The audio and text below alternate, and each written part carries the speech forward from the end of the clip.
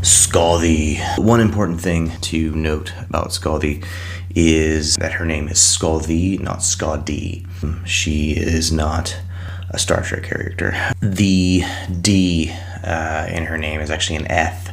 It's pronounced like the TH in weather or then. It's a common anglicization to make it into a D because it looks like a D with a little cross through it, when in reality it's more of a TH. In runes, you actually use the Thurisaz to represent the Eth because it's a TH.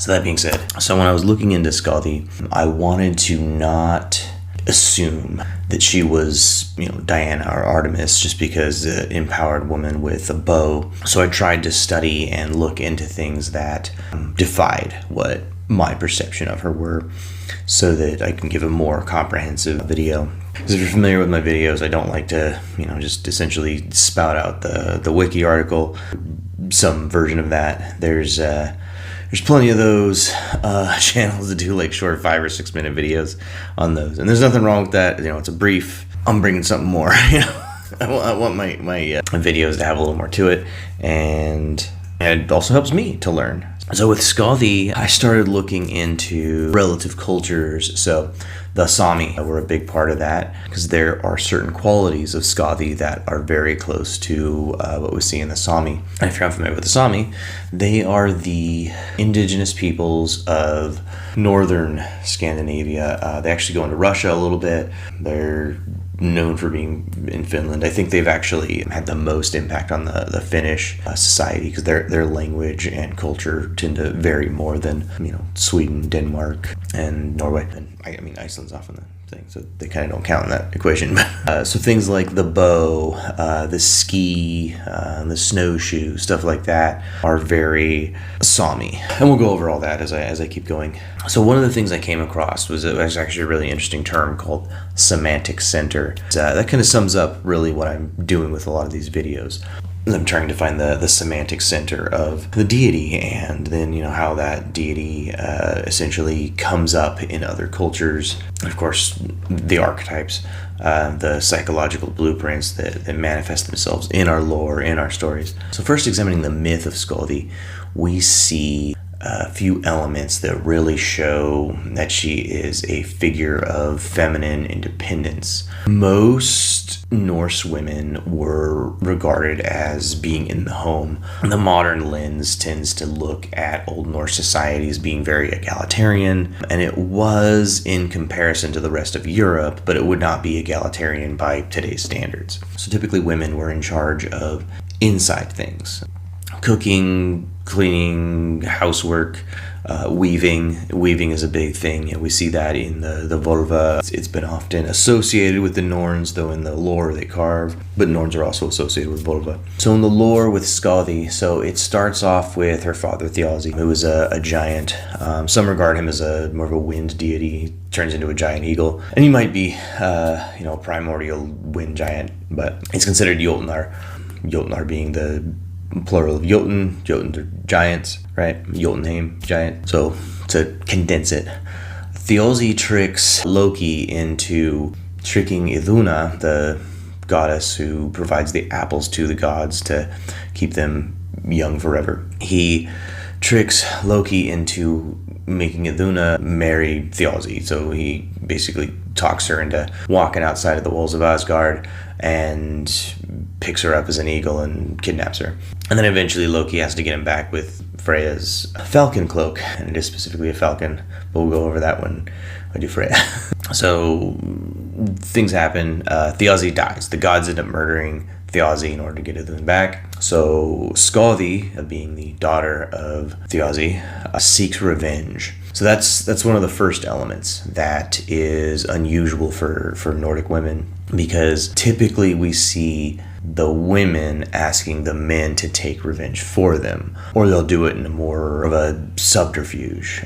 Like, I cannot remember her name, but the gal who murders Attila the Hun, like makes him eat his children or something like that, and then poisons him. I don't remember the story offhand, but that is typically what we see more than a woman taking revenge on her own. So that's the first element of Skadi being seen as a figure of female independence, defying the Norse gender roles. The second thing is that she chose her husband. Her husband didn't choose her, she chose him. She chose him by his feet, which is weird, but whatever.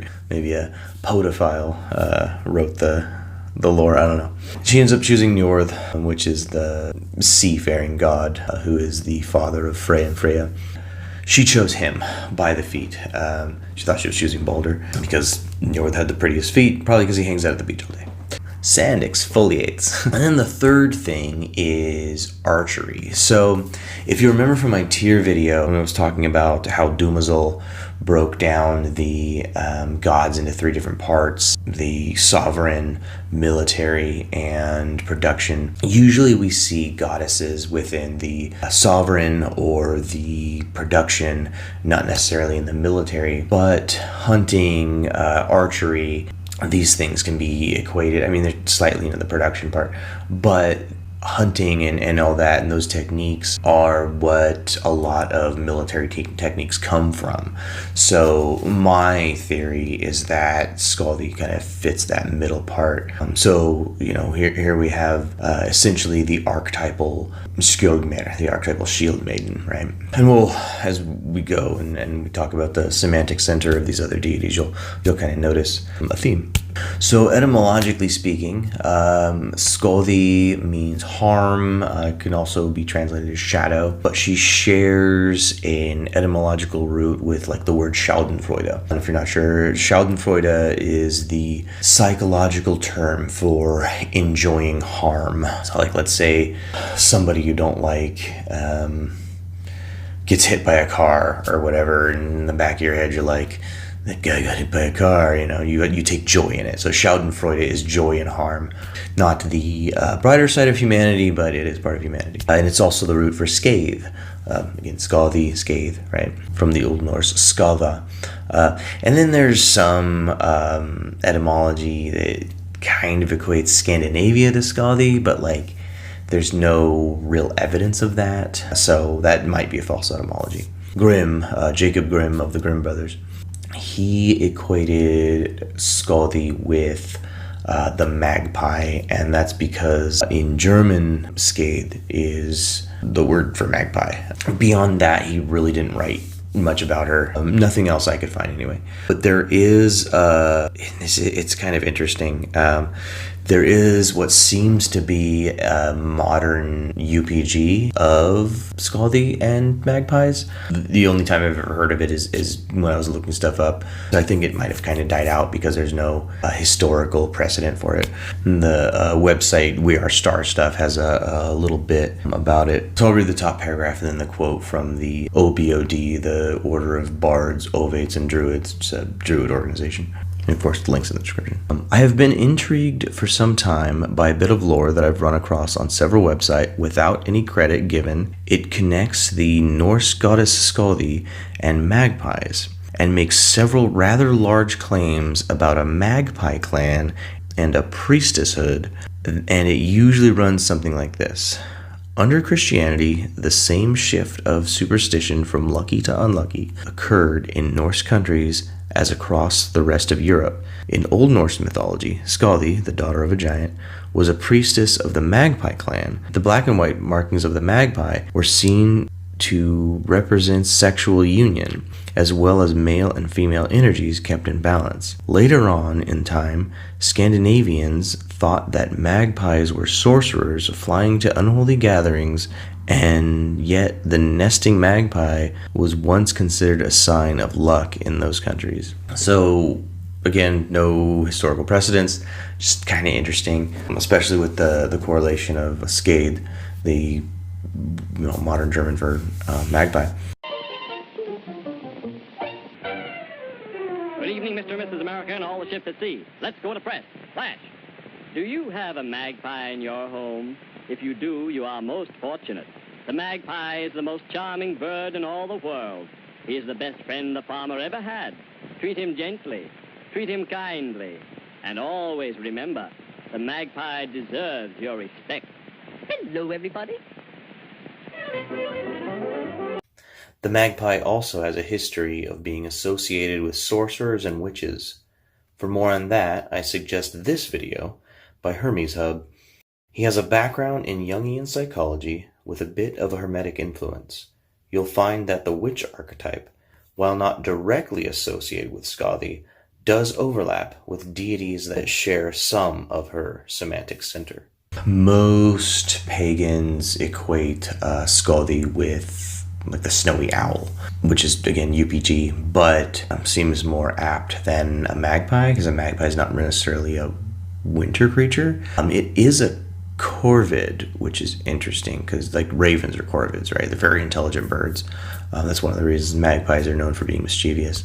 So it's possible that it's like a lesser than a raven. I don't know. It sounded weird, but just kind of an interesting fact.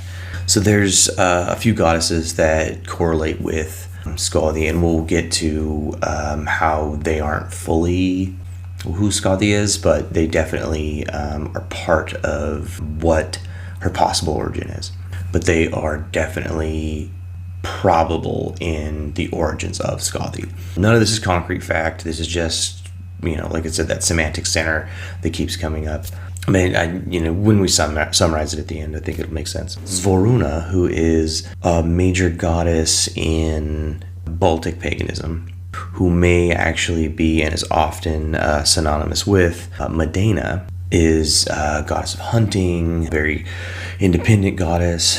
There's not a lot of lore. In fact, from what I've found, there's really no lore, which is interesting because the Lithuania, the Baltic countries weren't Christianized until much later. I want to say around the 1300s, if I remember right. They weren't officially Christianized, rather.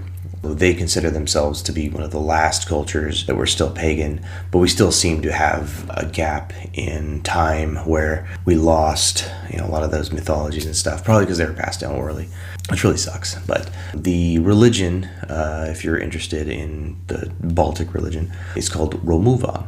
It's pretty fascinating. I really want to devote more time into studying it, but I haven't found a whole lot of readily available sources. So if you're watching this and you're into Romuva, please make a YouTube channel or something. So that was one of the cognates there. And that's something that keeps coming up when I was looking up the dissemination of Skathi, was that mother goddess. Skathi herself doesn't have a whole lot of motherly aspects. We'll go over a little bit of that later. So Svoruna and Medena, they're associated with the bear. They protect wildlife. They are goddesses of hunting, very independent, strong goddesses. Pillars of femininity. Svoruna specifically is one of, if not the major deity of the Baltic religion, the Romuva. And then going to Diana and Artemis. Diana has an indigenous Italian origin, and there was a long paper that I read and can only remember so much of, comparing Skathi to Diana/Artemis, and it actually had the term semantic center in it, as well as it brought up some of the issues with the archetypal viewpoint, which I'm going to make a video specifically on just that, because we should always try to defy our ideas to see if they hold up to scrutiny. So I'm going to eventually do a deep dive on that. But anyway, that's a soapbox for another day. And, Diana, prior to the influence of Artemis, seems to be still a goddess of battle. Apparently one of the practices was that runaway slaves could actually take bark from a sacred grove of hers and then bring that bark to her priests, and they could fight, and whoever lived got to be a priest. So it was like a way for slaves to be free. It was an interesting bit, but... So, you see that combat being in part of her origin. And then obviously Artemis, she is, an independent goddess, forever virginal. She made a deal with Zeus to remain a virgin. And typically her followers are, strong, independent women who don't look kindly on men, is a good way to put it. We see that in a lot of Artemis's mythology too. She's very fond of murdering men that wrong her, including turning, I believe his name is Axion, if I remember right, into a stag, and then his own men murdered him. So she's a lot more man-hating than we see in Skathi. In fact, Dianic witches tend to be very, very, without trying to offend anybody, militant feminist is a good way to put it. I've only met a couple of them, to be honest, so I'm probably judging them a little harshly, but they immediately were like, all elves are true as Nazis, and I was like, the guy across the counter, yeah, that's my best friend, and he's part Jewish, and he's also House of True, so they didn't say much after that. But anyway, so again, archery, hunting's big with Diana. Stags are actually one of her sacred animals. The hound, I believe the greyhound specifically, is associated with Artemis. And then Diana, and this is probably one of the reasons for the Dianic witchcraft pushback, and we'll go over the witch archetype toward the end here. Diana is often vilified in the Bible. It's probably also because of a fear of witches, but anyway. So another cognate with Skadi. This one has less literary source, but I think that she is, and this is my personal idea here, because she's a Slavic goddess, but I think that she correlates with Zvoruna and Medena, and that is Devana or Devana, kind of translated as both. So Devana is, when I was studying her, she seemed very much like Merida from Brave. She had her hair down, which was, again, defiant of the feminine cultural norm, a Slavic society.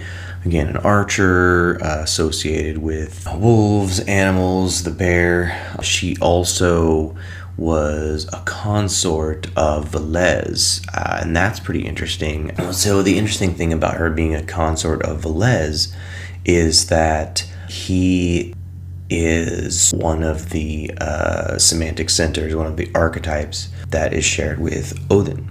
And there's actually sort of an intermediary in Velenaz. So Velenaz is a Baltic god. He has a lot of the qualities of Velez, and he has a lot of the qualities of Odin. One eye, magic, horns. Obviously, this is a video about Odin, and I wish I would have came across Velenaz when I did my Odin video, but we always find more information, right? Really, there's only one story about Devana, and it's a Christian writing about the history of Poland. But I believe that because it's close enough to the Baltic states, that we can kind of summarize that she probably existed. This is possible that this dude made it up. So I'll read this paragraph from Brendan Noble's website. He's also got a YouTube channel. I'll put a link in the description. He is writing a book, and he's been kind of studying these myths. So as far as I've seen, he's got the most comprehensive information about her, probably because he's researching it for this book. Devana's story is a unique and interesting one.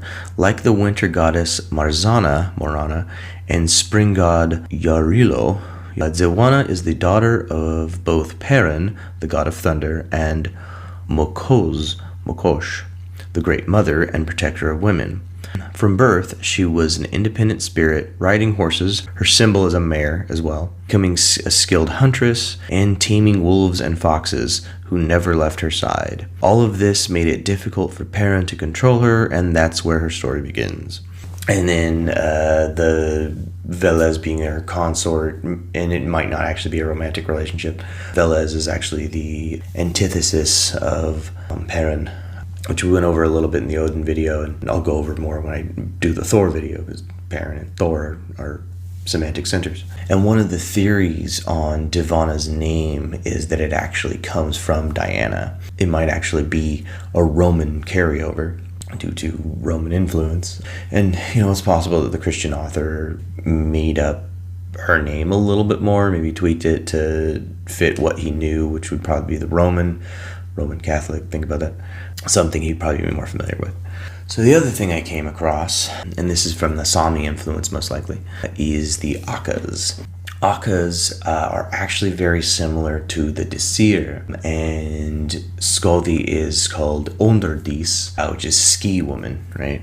Dis being Disir, like Freya is often called Vana Dis, Disir of the Vanir, right? Banner, of course, being the family of God she comes from. With Skadi, that Dis at the end shows us that she is regarded as Disir. The Disir were female protective spirits. It seems to be that the Disir were simply the Norse name and equivalent for the Akkas. The Akkas assisted in really lives of people, but there's a specific myth behind them and childbirth. So I'm gonna read a small paragraph here from Owlcation, interesting name for this website, on the Akkas, and then I'm also going to read another one from an actual Finnish woman who does a blog where she paints stuff. She's also got a YouTube channel. I'll link that in the description. So the Akkas. MadderAkka, also spelled as MadderAkka or MadderAkka by several sources, an ancient goddess found in the ancient Baltic region under numerous names, was believed to be the divine protector of children. In addition, her and her husband, the god of humanity, known as MadderAkka, name and spelling varies too, and her 3 daughters helped to bring about life in the womb and protect them after birth. Each played a particular role in the process. MadderAkka, like many mortal mothers, had the most important tasks in the process. She was the one who received the soul and gave them the body, as well as the power to suggest names the parents can use. In addition, she stayed on as supreme protector of the most vulnerable members of the culture. MadderAkka seems to be that main deity, that main goddess. Scaldi seems to have some origin in at least being connected to a primary goddess, that main sovereign goddess in the Dumazol's tripartite theory. Now there are 3 sisters that are the daughters of MadderAkka, and that is Uxaka, Saraka, and Juxaka. So Juxaka, which is the one who's closest to Skathi, is the goddess of the hunt and protects boys. Uxaka is the guardian of doorways and protects childhood in general, and Saraka protects girls. There's actually, I believe it's a feminist organization called Saraka that is a Saami organization. So this is on the blog by the Finnish woman. It's called FairyChamber. I believe her YouTube is the same name. And again, she grew up with this culture. So and this is one of the paragraphs about the hunting goddess here. The name Juxaka means the bow woman. Saami culture had strictly divided gender roles, and Juxaka was the protector of boys and men and the goddess of the hunt. You can see many of her symbols in this painting. She has the bow and arrows. Colors in her shawl are traditional colors of the Saami and can be found from the flag of the Saami land. All images of the shaman drum are typical of shaman drum motifs. Juxaka and her 2 sisters, MadderAkka and Uxaka, were often painted in the bottom of the drum there. So Juxaka means bow woman. She protects boys. The gender role thing is kind of interesting. I'll post a link to an article about women in Saami society. It looks like it's by the University of Texas.edu. And it kind of goes over a lot of stuff that I found pretty interesting. And it seems like the gender roles are a bit more divided now than they used to be because of the influence of Christianity, essentially. But as one might imagine of nomadic indigenous people, hunting with a bow is very important. And the Saami were actually known to ski and shoot from the skis. And we see that a bit in Uller as well, which obviously I'll go over when I do Uller. There's lots of Saami symbolism within Skathi. So the other half of Skathi is that she is an anthropomorphication of winter. So in animism, which most of these cultures were, and if you're unfamiliar with animism, it's essentially giving a soul, human-like attributes to objects, abstract concepts, celestial bodies. And that doesn't necessarily mean you think everything has a soul, but it might. It can vary. There's actually a guy, Rune Hjarno Rasmussen, who does know stuff on Nordic animism. He's got an anthropology background. I'll put a link to his YouTube as well. And he's got a couple other sites too. It's not just YouTube. So if you're interested in animism, we as a species tend to give things human characteristics. For the same reason, I can pick up this pencil, tell you its name is Steve, and go like this. Oh. And part of you dies. So we see this in Skathi. She's got attributes of winter. She's harsh. She's direct. She's fierce. She's cold. Her home is Thrymheim, which was her father's home. And there's another bit. It's from Grimnismal. I'm reading it from We Are Star Stuff, which is a site I'm actually gaining more respect for. The name We Are Star Stuff made me think it was kind of weird and hippy-dippy, but so far from what I've seen, it's actually a pretty decent website. The little bit above, and then the part of in Grimnismal. Thrymheim was in the mountains, and its name means noisy home. The Eddic poem Grimnismal included it in a list of deities' dwellings. Thrymheim, the sixth, is called where Thjazi lived, the terrible giant, but now Skathi, shining bride of the gods, lives in her father's ancient courts. And that shining bride of the gods also indicates that even if she's not with Njord anymore, they still consider her one of theirs. That was actually came up in a thread somewhere, I can't remember. So a couple of Germanic goddesses that are also anthropomorphications of winter. They don't necessarily have the hunting and that same semantic center as shared with Artemis and Devana are Perchta and Frau Holda. So Frau Holda is a German goddess. She is very much an earth goddess, but she's given a lot of those cold attributes as well. And then Perchta, if you are unfamiliar, is a much scarier figure.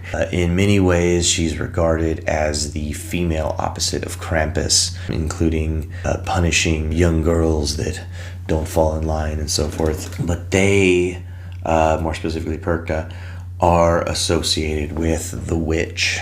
And the witch is very much a archetype of feminine independence, which is one of the reasons that it has been vilified by ideologies like Christianity. So another bit from We Are Star Stuff, and this is actually Jacob Grimm talking about Holda and Perchta. So again, first their bit and then the quote. Grimm is a valuable source of information about Holda, Perchta, and other such figures whom he saw as descendants of Frigg or Freya. Her annual progress, which, like those of Herke and Bertha, is made to fall between Christmas and Twelfth Day, when the supernatural has sway, and wild beasts like the wolf are not mentioned by their names, brings fertility to the land. At the same time, Holda, like Wotan, can also ride on the winds, clothed in terror, and she, like the god, belongs to the Wotindehir. From this arose the fancy that witches ride in Hola's company. Chapter 24, Snow Wives. It was already known to Burchard, and now in Upper Hesse of the Westerwald, Hola riding, to ride the Hola, is equivalent to a witch's ride into the same furious host. According to a widespread popular belief, were adopted the souls of infants dying unbaptized, not having been christened. They remained heathen and fell to heathen gods, to Wotan or to Holda. So obviously a huge Christian influence in this myth, but it's relating Holda and Perchta to the wild hunt, which I think I talked a little bit about in my Yule video. Honestly, it deserves a video on its own, as it's been used quite a bit to talk about various deities and heroes and myth. But then the unbaptized babies specifically, we see kind of a correlation there between the mother goddess. So, again, we're seeing that winter personification kind of descending from that mother goddess, which is absolutely fascinating. And if you'll remember from when I read the bit about Devana, it mentioned Morana, who is Marzana in the Polish, Marina in the Russian, and Morana in Czech, Bulgarian, Slovene, and Serbo-Croatian. She is a goddess of death and cold and winter and all the negative aspects we associate with winter. So again, we see another personification of winter, but then we can also draw a correlation between, this is kind of, it gets a little weird here. So we can draw a correlation between her and Holda, but also Hel, the goddess of the underworld. So we see, again, that the archetypes don't necessarily have like a straight chain. It's more, archetypes are pieces that sort of fit in depending on the cultural influence. Religion reflects culture. And to go back to the comparison to Odin, or Wotan, as Grimm mentioned it, because it's the German name. So we have a bit that Snorri mentions in Ynglinga Saga, and that is a child by Odin and Skadi. And I'm reading from the Encyclopedia Mythica. It's really short, so I'm basically going to read the whole thing. But their son was named Samingr, and he is supposed to be one of the Norwegian kings. If you're unfamiliar, a lot of Scandinavian kings claim that they descend from Odin. But in this, one of the claims is that Skadi leaves Njord, essentially, and is with Odin, at least for a little bit. I don't know if they had a full-on relationship. I don't know if they're supposed to be consorts, or... I mean, Skadi's a very independent figure, so she may not even necessarily need that. Of course, we have the Frigg and Freya.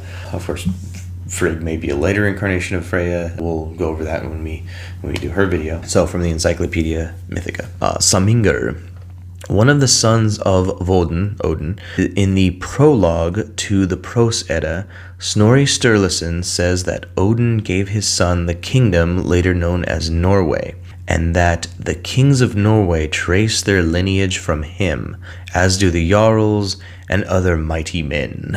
As is said in the Halagiatal, according to Halagiatal, quoted by Snorri in Ynglinga Saga, Samingr's mother was Skadi.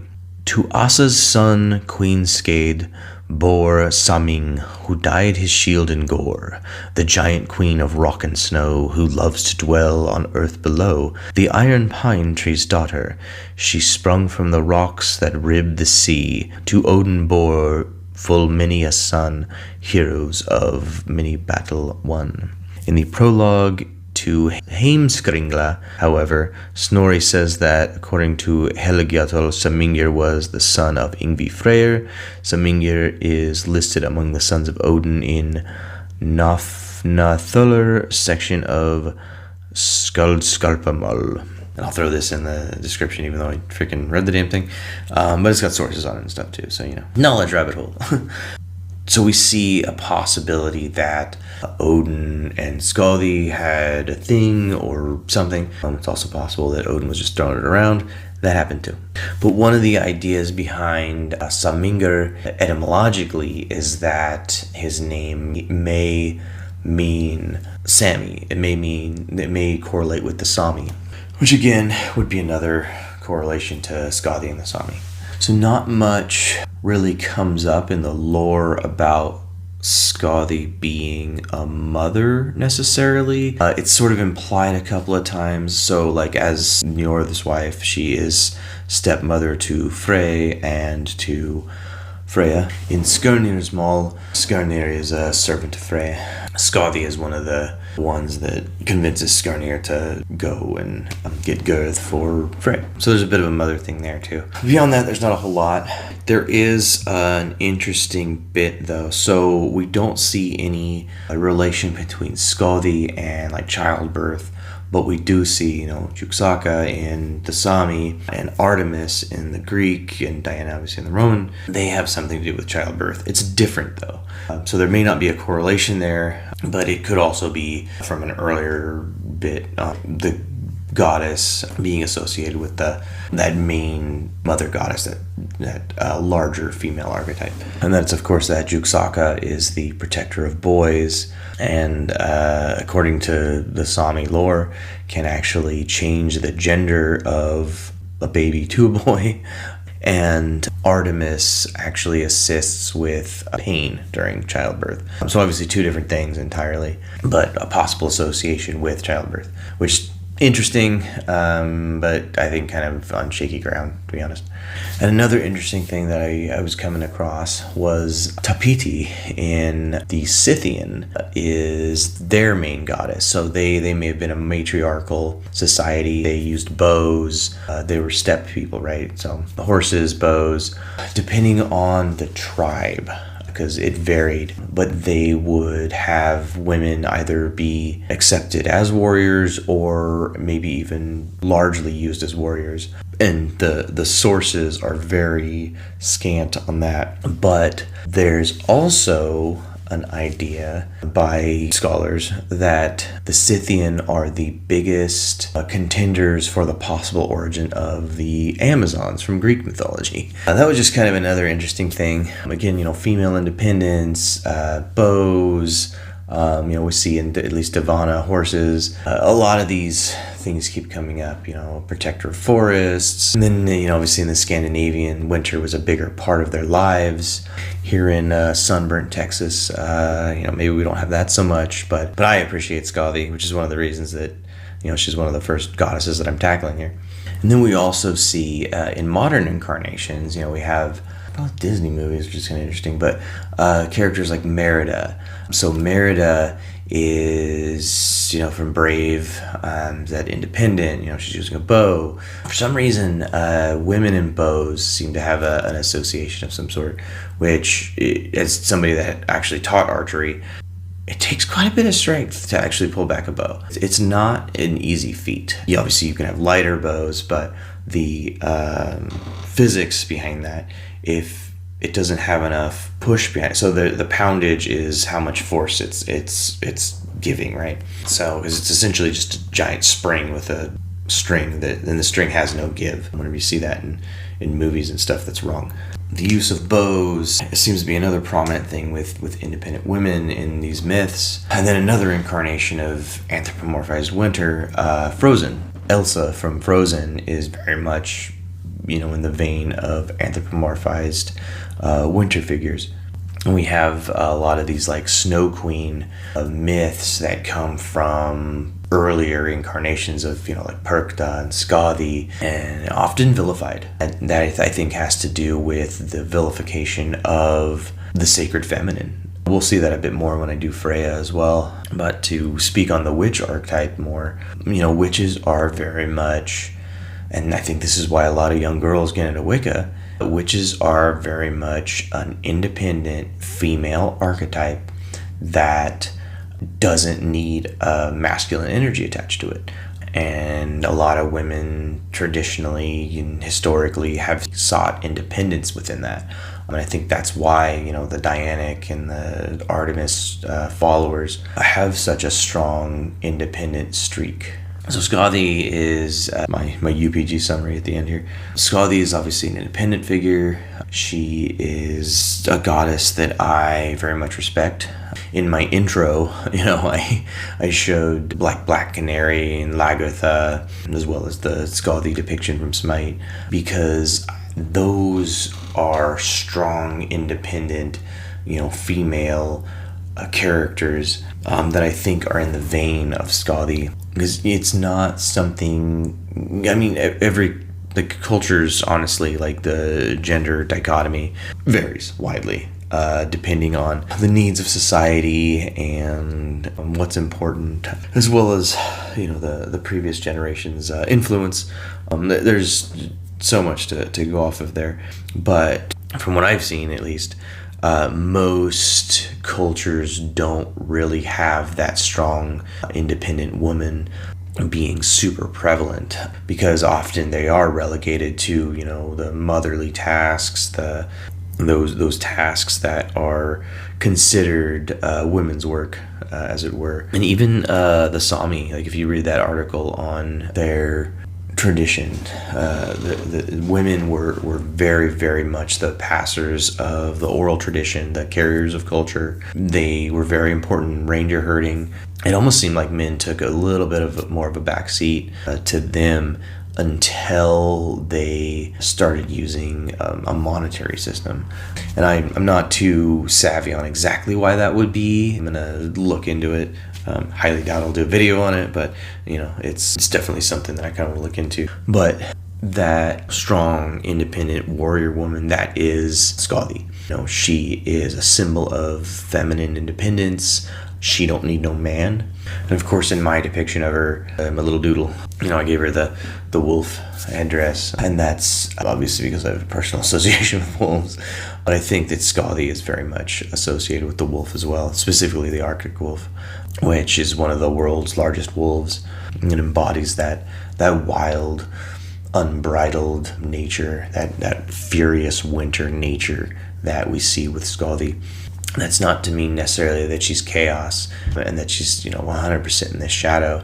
It's more like from an archetypal perspective, from a Jungian perspective, that she comes out of the shadow, that she is someone that existed within the shadow, because the Jotnar are very much shadow archetypes. She is a lot of the characteristics that might otherwise be vilified in women, that comes into the light and is well respected.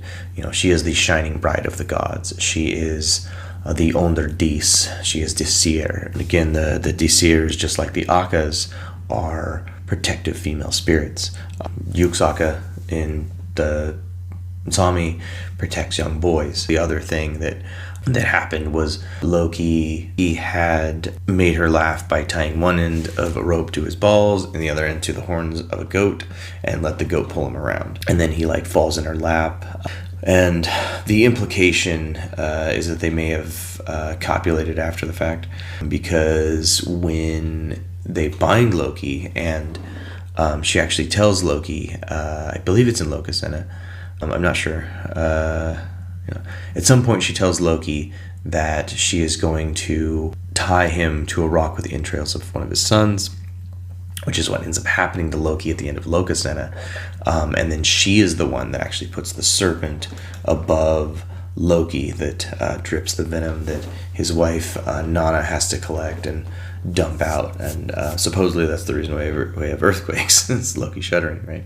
Well, and that brings me to another bit that I should mention about Skathi, that she is very much a goddess of vengeance and retribution. And we see that also in Artemis and Diana. Artemis, like I mentioned earlier, protects her chasteness by often, murdering dudes. Obviously, we see with Skathi, she's a goddess of retribution in that sense too.